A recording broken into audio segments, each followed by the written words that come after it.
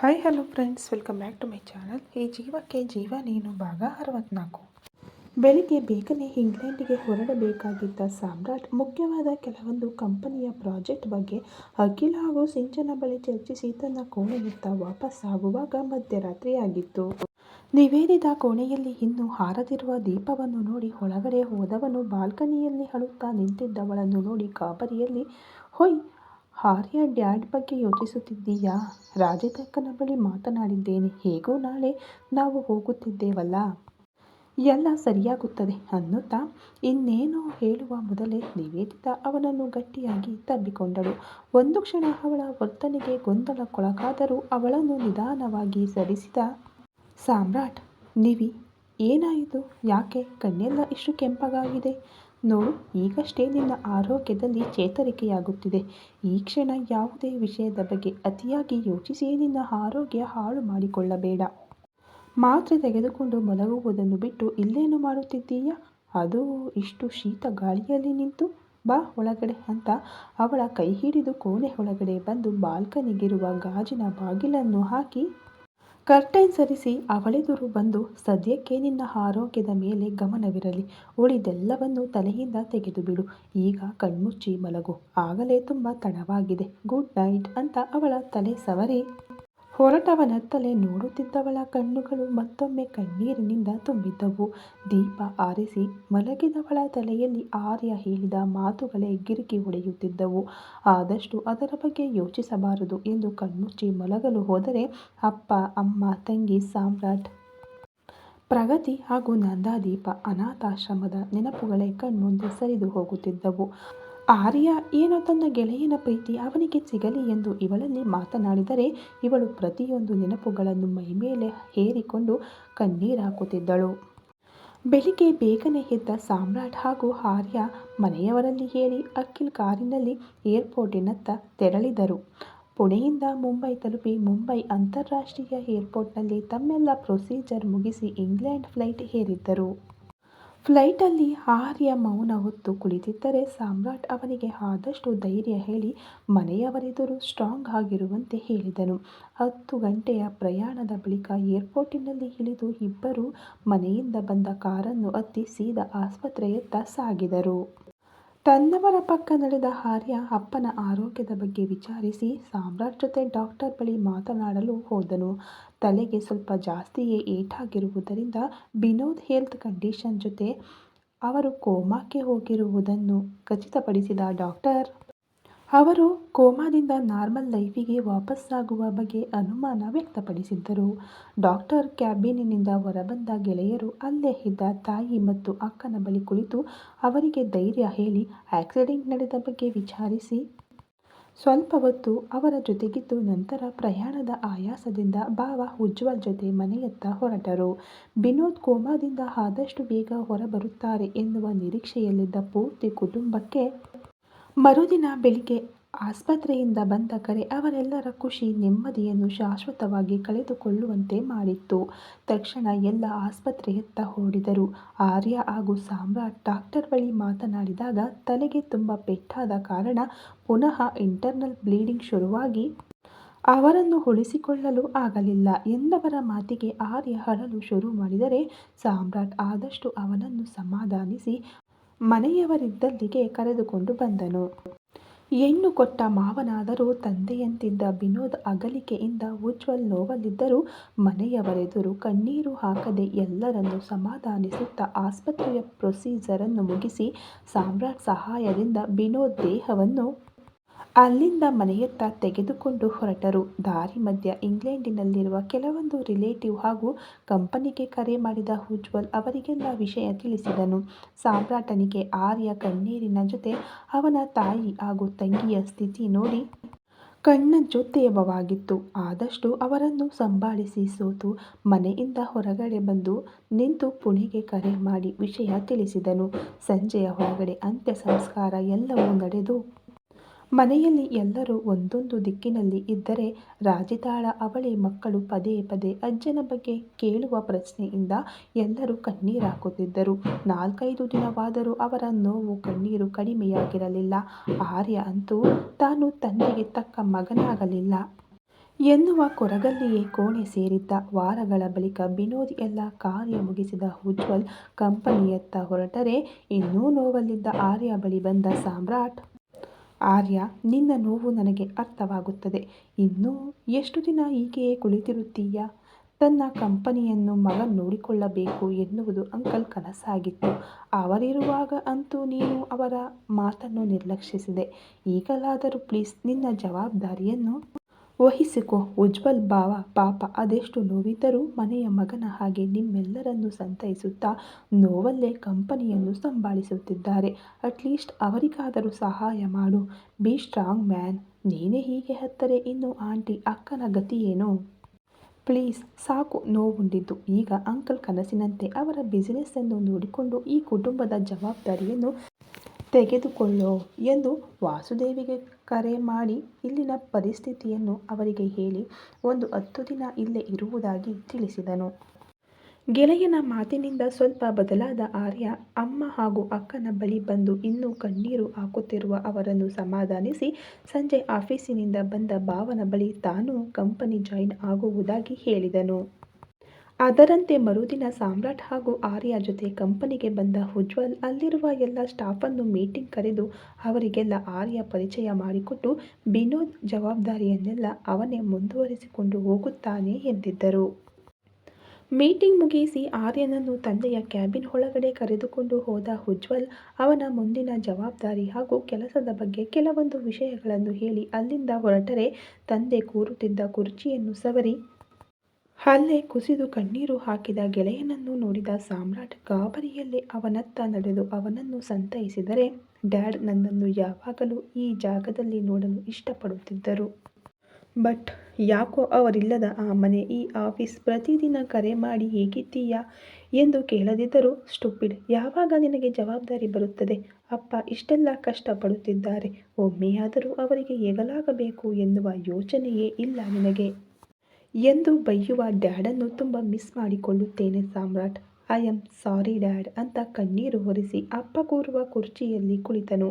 ಮುಂದಿನ 1-2 ದಿನ ಆರ್ಯ ಜೊತೆ ಆಫೀಸಿಗೆ ಬಂದ ಸಾಮ್ರಾಟ್ ಅವನಿಗೆ ತಿಳಿ ಹೇಳುವುದರ ಜೊತೆ ಉಜ್ವಲ್ ಬಳಿಯೂ ಅವನಿಗೆ ಸಹಾಯ ಮಾಡುವಂತೆ ಕೇಳಿಕೊಂಡಿದ್ದ. ಸಾಮ್ರಾಟ್ ಪುಣೆಗೆ ವಾಪಸ್ಸಾಗಲು ಕೇವಲ 2 ದಿನ ಬಾಕಿ ಇತ್ತು. ಇನ್ನಷ್ಟು ದಿನ ಗೆಳೆಯ ಹಾಗೂ ಅವನ ಮನೆಯವರೊಂದಿಗೆ ಇರಬೇಕೆಂಬ ಆಸೆ ಸಾಮ್ರಾಟನಿಗೆ ಇದ್ದರೂ ಅವನದೇ ಆದ ಜವಾಬ್ದಾರಿಗಳು ಅವನನ್ನು ಕೈಬೀಸಿ ಕರೆಯುತ್ತಿದ್ದವು. ಇದರ ಬಗ್ಗೆ ಅರಿವಿದ್ದ ಆರ್ಯ ಆಫೀಸ್ ಮುಗಿಸಿ ಬಂದವನು ಅಕ್ಕನ ಮಕ್ಕಳೊಂದಿಗೆ ಆಡುತ್ತಿದ್ದ ಸಾಮ್ರಾಟ್ನನ್ನು ನೋಡಿ, ಸಾಮ್ರಾಟ್ ಬೇಗ ತಯಾರಾಗು, ಸ್ವಲ್ಪ ಹೊರಗಡೆ ಹೋಗಿ ಬರೋಣ ಎಂದು ಅಲ್ಲೇ ಇದ್ದ ತಾಯಿ ಹಾಗೂ ಅಕ್ಕನಿಗೆ ಹೇಳಿ ತನ್ನ ಕೋಣೆಯತ್ತ ನಡೆದು ಬಟ್ಟೆ ಬದಲಿಸಿ ಕಾರ್ ಕೀ ಹಿಡಿದು ಬಂದರೆ ಸಾಮ್ರಾಟ್ ಕೂಡ ತಯಾರಾಗಿ ಬಂದು ಅವನ ಜೊತೆ ಹೊರಟನು. ಕಾರು ಒಂದೊಮ್ಮೆ ಅವರಿಬ್ಬರಿದ್ದ ಫ್ಲಾಟಿನತ್ತ ಸಾಗಿದಾಗ ಸಾಮ್ರಾಟ್ ಗೊಂದಲದಲ್ಲೇ ಅವನತ್ತ ನೋಡಿದರೆ, ನೀನು ಆವತ್ತು ಇಲ್ಲಿಂದ ಪುಣೆಗೆ ಹೋಗುವ ದಿನ ಕೊಟ್ಟ ಫ್ಲಾಟ್ ಕೀ ನನ್ನ ಬಳಿಯೇ ಇದೆ. ನಿನ್ನ ಬಳಿ ಮುಖ್ಯವಾದ ಕೆಲವೊಂದು ವಿಷಯಗಳನ್ನು ಮಾತನಾಡಬೇಕಿತ್ತು. ಮನೆಯಲ್ಲಿದ್ದರೆ ಡ್ಯಾಡ್ ಟೆನ್ಷನ್ ಜೊತೆ ಯಾರಾದರೂ ನಿನ್ನನ್ನು ಹುಡುಕಿಕೊಂಡು ಬರುತ್ತಿರುತ್ತಾರೆ. ಅದಕ್ಕೆ ಮೊನ್ನೆಯಷ್ಟೇ ಲೇಬರ್ ಬಳಿ ಹೇಳಿ ಫ್ಲಾಟ್ ಕ್ಲೀನ್ ಮಾಡಿಸಿದ್ದೆ. ನಾಡಿದ್ದು ನೀನು ಇಲ್ಲಿಂದ ಪುಣೆಗೆ ಹೋದರೆ ನಮ್ಮಿಬ್ಬರ ಮುಂದಿನ ಭೇಟಿ ಇನ್ನು ಯಾವಾಗಲೋ ಗೊತ್ತಿಲ್ಲ. ಸೊ 1 ದಿನ ಫ್ಲಾಟಲ್ಲೇ ಕಳೆಯೋಣವೆಂದು ಅಂದಾಗ ಆಗಲೇ ದುಃಖದಲ್ಲಿರುವವನ ಮನಸ್ಸನ್ನು ನೋಯಿಸಲು ಇಷ್ಟಪಡದ ಸಾಮ್ರಾಟ್ ಆಯಿತೆಂದು ತಲೆ ಆಡಿಸಿದನು. ದಾರಿ ಮಧ್ಯೆ ಸಿಗುವ ಬಾರ್ ಹಾಗೂ ಹೋಟೆಲಲ್ಲಿ ಹಾಟ್ ಡ್ರಿಂಕ್ಸ್ ಜೊತೆ ತಮ್ಮಿಷ್ಟದ ಆಹಾರವನ್ನು ಪಾರ್ಸಲ್ ಮಾಡಿಕೊಂಡವರ ಕಾರು ಅವರಿದ್ದ ಅಪಾರ್ಟ್ಮೆಂಟ್ ಪಾರ್ಕಿಂಗಲ್ಲಿ ನಿಂತಿತ್ತು. ಇಬ್ಬರೂ ಲಿಫ್ಟ್ ಏರಿ ಅವರ ಫ್ಲಾಟಿನತ್ತ ನಡೆದರು. ಬಾಗಿಲ ಬಳಿಯಿದ್ದ ನಾಮಫಲಕದಲ್ಲಿ ಇನ್ನೂ ತನ್ನ ಹೆಸರಿರುವುದನ್ನು ನೋಡಿ ಅದನ್ನು ಸವರಿದ ಸಾಮ್ರಾಟ್ ಆರ್ಯ ಬಾಗಿಲು ತೆರೆದಾಗ ಒಳಗಡೆ ಹೋದನು. ಅಂದು ಹೋಗುವಾಗ ರೂಮಿನ ಸ್ಥಿತಿ ಹೇಗಿತ್ತೋ ಇಂದು ಕೂಡ ಹಾಗೆಯೇ ಇದ್ದು ಯಾವ ವಸ್ತುಗಳನ್ನು ಸ್ಥಾನಪಲ್ಲಟವಾಗಿರಲಿಲ್ಲ. ಪೂರ್ತಿ ಮನೆಯನ್ನು ಸುತ್ತಿ ಬಂದ ಸಾಮ್ರಾಟ್ ಅವನ ಕೋಣೆಯ ಬಾಲ್ಕನಿಯನ್ನು ತೆರೆದು ಅಲ್ಲಿ ನಿಂತು ಸುತ್ತಲೂ ಕಣ್ಣಾಡಿಸಿದವನ ತುಟಿ ಅಂಚಲ್ಲಿ ಅಂದವಾದ ನಗುವಿತ್ತು. ಅದೇ ಸಮಯಕ್ಕೆ ಅವನ ಪಕ್ಕ ಬಂದ ಆರ್ಯ, ಏನು ಹಳೆಯದೆಲ್ಲ ನೆನಪಾಯಿತಾ? ನಾನು ಪ್ರತಿ ವೀಕೆಂಡ್ ಕುಡುಕನ ಹಾಗೆ ಗಂಟಲು ಪೂರ್ತಿ ಕುಡಿದು ಬಂದು ಬಿದ್ದುಕೊಂಡರೆ ತಾವು ರಾತ್ರಿ ಪೂರ್ತಿ ಈ ಬಾಲ್ಕನಿಯಲ್ಲಿ ನಿಂತು ಶ್ರದ್ಧಾಳ ಕನಸು ಕಾಣುತ್ತಿದ್ದೀರೇನೋ ಅಲ್ವಾ ಎಂದು ನಗುತ್ತಾ ಹೇಳಿದ ಗೆಳೆಯನ ಮುಖದಲ್ಲಿ ತುಂಬ ದಿನಗಳ ಬಳಿಕ ನೋಡಿದ ನಗುವಿನ ಜೊತೆಯಾಗಿ ಎಸ್, ಹಾಗೆಲ್ಲ ಅವಳ ಜೊತೆ ಕಳೆದ ಪ್ರತಿಯೊಂದು ಕ್ಷಣವನ್ನು ನೆನಪಿಸಿಕೊಂಡು ನನ್ನೆಲ್ಲ ದುಃಖ ನೋವನ್ನು ಮರೆಯುತ್ತಿದ್ದೆ. ನಿನಗೆ ಆಲ್ಕೋಹಾಲ್ ಕಿಕ್ ಕೊಡುತ್ತಿದ್ದರೆ ನನಗೆ ಬರೀ ಅವಳ ನೆನಪುಗಳೇ ಮೈ ಮನಸ್ಸನ್ನು ತಂಪಾಗಿರಿಸುತ್ತಿತ್ತು. ಅಲ್ಲದೆ ನನಗೆ ಅವಳ ಬಗ್ಗೆ ಕನಸು ಕಾಣಲು ಸಿಗುವುದು ಆ ವೀಕೆಂಡುಗಳೇ. ಯಾಕೆಂದರೆ ನಿನ್ನ ಕಾಟ ಇರುವುದಿಲ್ಲ. ಇಲ್ಲವೆಂದರೆ ಸಾಮ್ರಾಟ್ ಅಲ್ಲಿ ಬಾ, ಇಲ್ಲಿ ಬಾ, ಸಾಮ್ರಾಟ್ ಇಲ್ಲಿ ನೋಡು, ನನ್ನ ನ್ಯೂ ಗರ್ಲ್ ಫ್ರೆಂಡ್, ಸಾಮ್ರಾಟ್ ಹಾಗೆ, ಸಾಮ್ರಾಟ್ ಹೀಗೆ. ಗಾಡ್, ಒಮ್ಮೊಮ್ಮೆ ಕಲಿಯುಗದ ವಿಕ್ರಮಾದಿತ್ಯ ಬೇತಾಳ ನಾವಿಬ್ಬರ ಅಂತನ್ನಿಸುತ್ತಿತ್ತು ಎಂದು ಜೋರಾಗಿ ನಕ್ಕವನ ಕೊರಳನ್ನು ಗಟ್ಟಿಯಾಗಿ ಬಳಸಿದ ಆರ್ಯ. ಯು ಇಡಿಯಟ್, ನಾನು ಅಷ್ಟೊಂದು ಟಾರ್ಚರ್ ಕೊಟ್ಟಿದ್ದೇನಾ ನಿನಗೆ ಎಂದವನನ್ನು ದೂರ ಸರಿಸಿ. ಇಲ್ಲ ಮತ್ತೆ, but I love you that torture. ನನ್ನನ್ನು ಒಬ್ಬಂಟಿಯಾಗಿ ಯಾವತ್ತೂ ಬಿಡುತ್ತಿರಲಿಲ್ಲ ನೀನು. ಬಹುಶಃ ಅದಕ್ಕೆ ಏನೋ ನಾನು ಇಷ್ಟು ಸ್ಟ್ರಾಂಗ್ ಪರ್ಸನ್ ಆಗಿದ್ದು. ಹೌದು, ನಾನು ಬಾಲ್ಕನಿಯಲ್ಲಿ ನಿಂತು ಶ್ರದ್ಧಾ ಕನಸು ಕಾಣುತ್ತಿದ್ದೇನೆಂದು ಹೇಗೆ ಗೊತ್ತು ನಿನಗೆ ಎಂದು ಆಶ್ಚರ್ಯದಲ್ಲಿ ಕೇಳಿದವನ ಮಾತಿಗೆ ನಕ್ಕ ಆರ್ಯ. ವಾರ್ಡ್ರೋಬಿಗೆ ಹೋಗಬೇಕೆಂದು ಎದ್ದು ನೋಡಿದರೆ ಬಾಲ್ಕನಿಯಲ್ಲಿ ಭೂತದ ಹಾಗೆ ನಿಂತಿರುವ ನೀನು ಕಾಣುತ್ತಿದ್ದೆ. ಹ್ಯಾಂಗ್ ಓವರ್ ಆಗಿ ಆ ಕ್ಷಣ ನಿನ್ನಲ್ಲಿ ಏನನ್ನು ಕೇಳುವ ಸ್ಥಿತಿಯಲ್ಲಿ ನಾನಿರುತ್ತಿರಲಿಲ್ಲ. ಈಗ ನಿನ್ನನ್ನು ಇಲ್ಲಿ ನೋಡಿ ಅದೆಲ್ಲ ನೆನಪಾಯಿತು ಅಷ್ಟೇ ಅಂದ. ಓಕೆ, ಮೇಲೆ ರೂಪಾಸಿಗೆ ಹೋಗೋಣವಾ ಎಂದ ಸಾಮ್ರಾಟ್ನ ಮಾತಿಗೆ ಆಯಿತೆಂದು ತಲೆ ಆಡಿಸಿದ ಆರ್ಯ ಬಾಟಲ್ ಹಾಗೂ ಊಟವಿದ್ದ ಪಾರ್ಸಲ್ ಹಿಡಿದು ಇಬ್ಬರು ಅಲ್ಲಿಂದ ಹೊರಟರು. ರೂಪ್ಯಾಸ್ ಮೇಲೆ ಕುಳಿತ ಇಬ್ಬರು ಗೆಳೆಯರು ಬಿಯರ್ ಹೀರುತ್ತಾ ಹಳೆ ನೆನಪುಗಳನ್ನು ಮೆಲುಕು ಹಾಕಿ ನಕ್ಕರೆ ಅಪ್ಪನ ಬಗ್ಗೆ ನೆನಪಿಸಿಕೊಂಡು ಭಾವುಕನಾದ ಆರ್ಯನನ್ನು ಸಮಾಧಾನಿಸಿದ ಸಾಮ್ರಾಟ್ ಕಂಪನಿಯ ಬಗ್ಗೆ ಕೆಲವೊಂದು ವಿಷಯಗಳನ್ನು ಹೇಳಿಕೊಂಡವನಿಗೆ ಧೈರ್ಯ ತುಂಬಿ ಮನೆ ಹಾಗೂ ಕಂಪನಿ ಎರಡರ ಜವಾಬ್ದಾರಿಯನ್ನು ಸಾವಧಾನವಾಗಿ ನಡೆಸಿಕೊಂಡು ಹೋಗುವಂತೆ ತಿಳಿ ಹೇಳಿದನು. ನಿಮಿಷಗಳ ಮೌನದ ನಂತರ, ನನ್ನ ಬಗ್ಗೆ ನನಗೇನು ಚಿಂತೆ ಇಲ್ಲ ಸಾಮ್ರಾಟ್. ದಿನ ಕಳೆದಂತೆ ಎಲ್ಲವೂ ಸರಿಯಾಗುತ್ತದೆ. I am worried about you and your life. ನೀವಿ ಹುಷಾರಾಗುವ ತನಕ ಅವಳಲ್ಲಿ ನೀನೇನು ಮಾತನಾಡುವುದಿಲ್ಲ ಎನ್ನುತ್ತೀಯ. ಅವಳು ನೋಡಿದರೆ ಹಳೆಯದೆಲ್ಲ ನೆನಪಿದ್ದು ನೆನಪಿಲ್ಲದವರ ಹಾಗೆ ಇನ್ನೂ ನಟಿಸುತ್ತಿದ್ದಾಳೆ. ನೀವಿಬ್ಬರು ಒಮ್ಮೆ ಮನಸ್ಸು ಬಿಚ್ಚಿ ಮಾತನಾಡಿ ನಿಮ್ಮ ನಡುವಿನ ದೂರವನ್ನು ಯಾವಾಗ ಕಡಿಮೆ ಮಾಡಿಕೊಳ್ಳುತ್ತೀರೋ ಐ ಡೋಂಟ್ ನೋ ಎಂದು ಬೇಸರದಲ್ಲೇ ಹೇಳಿದವನ ಮಾತಿಗೆ ವರ್ಷದ ಹಿಂದೆ ಇಲ್ಲಿಂದ ಹೋಗುವಾಗ ಮನಸ್ಸಲ್ಲಿ ಒಂದು ಅಪರಾಧಿ ಭಾವ ಇತ್ತು. ಒಂದು ಕಡೆ ಶ್ರದ್ಧಾ ಏನಾದಳೋ ಎನ್ನುವ ಟೆನ್ಷನ್ ಜೊತೆ ಅಲ್ಲಿಗೆ ಹೋದರೆ ಮತ್ತೊಮ್ಮೆ ನನ್ನನ್ನು ಕಾಡುವ ಅದೇ ಹಳೆಯ ನೆನಪು, ನೋವುಗಳು. ಇಲ್ಲಿಂದ ಹೋದ ಕೂಡಲೇ ಮಂಗಳೂರಿನ ಅನಾಥಾಶ್ರಮದಲ್ಲಿ ಶ್ರದ್ಧಾ ಬಗ್ಗೆ ವಿಚಾರಿಸಬೇಕು ಎಂದೆಲ್ಲ ಪ್ಲಾನ್ ಮಾಡಿಕೊಂಡು ಹೋಗಿದ್ದೆ. ಆದರೆ ಅದರ ಅವಶ್ಯಕತೆಯೇ ಇಲ್ಲವೆನ್ನುವಂತೆ ಶ್ರದ್ಧಾ ನಿವೇದಿತಳಾಗಿ, ಅದರಲ್ಲೂ ಅಂಕಲ್ ಮಗಳಾಗಿ ನನಗೆ ಪರಿಚಯವಾದಳು. ಈಗ ಅವಳದೇ ಒಂದು ಐಡೆಂಟಿಟಿ ಕ್ರಿಯೇಟ್ ಮಾಡಿ ಚೆನ್ನಾಗಿದ್ದಾಳೆ ಎನ್ನುವ ಖುಷಿಯ ಜೊತೆ ಪ್ರತಿಕ್ಷಣ ನನ್ನನ್ನು ಕಾಳಜಿ ಮಾಡಿ ಪ್ರೀತಿಸುವ ಒಂದು ಕುಟುಂಬವಿದೆ.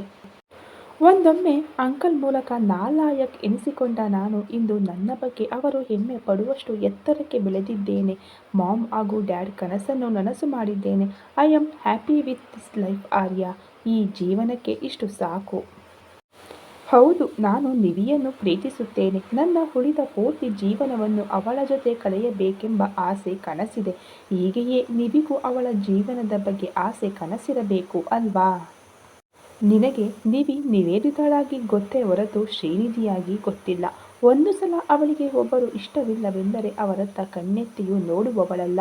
ಕಾಲೇಜಲ್ಲಿ ನಾನೇ ಅವಳ ಹಿಂದೆ ಹೋಗಿದ್ದು ಬಿಟ್ಟರೆ ಅವಳು ನನ್ನಿಂದ ಒಂದು ಅಂತರವನ್ನು ಕಾಪಾಡಿಕೊಂಡಿದ್ದಳು. ಅಂಥದರಲ್ಲಿ ನಾನವಳನ್ನು ಪ್ರೀತಿಸಿ ನೋವು ಕೊಟ್ಟವನು. ನನಗೆ ಅವಳ ಜೀವನದಲ್ಲಿ ಇನ್ನೊಂದು ಅವಕಾಶ ಕೊಡುತ್ತಾಳೆ ಎನ್ನುವ ಯಾವೊಂದು ಆಸೆಯೂ ನನಗಿಲ್ಲ.